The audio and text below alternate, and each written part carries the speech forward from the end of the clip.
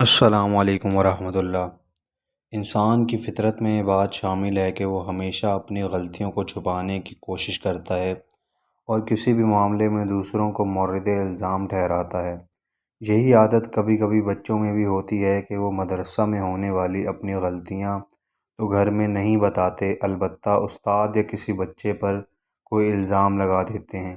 تو چھوٹے بچے ہونے کی وجہ سے انہیں اس معاملے پر زیادہ سزا تو نہیں دینی چاہیے، البتہ تنبیہ وغیرہ کرنی چاہیے تاکہ آئندہ اس طرح نہ کریں۔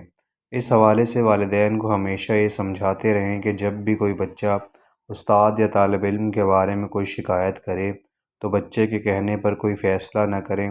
بسا اوقات والدین بات سنتے ہی مدرسے میں آ کر شور شرابہ شروع کر دیتے ہیں، کلاس کے ماحول کو خراب کرتے ہیں یا دفتر میں آ کر اپنی بھڑاس نکالنا شروع کر دیتے ہیں۔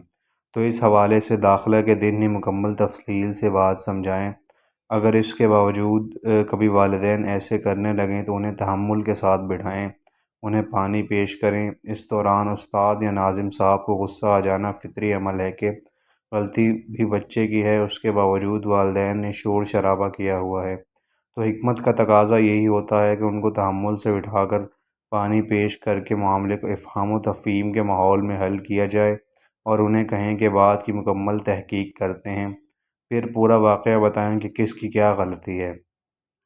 بسا اوقات اس میں استاد کی بھی غلطی ہو سکتی ہے یا کسی طالب علم کی، تو ایسی صورت میں استاد اور طالب علم مناسب انداز میں معذرت کر لیں اور آئندہ کے لیے دیں کہ خیال رکھا جائے۔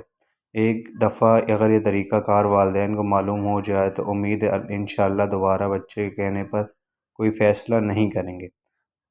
تو ویڈیو کو لائک اور شیئر ضرور کر دیں۔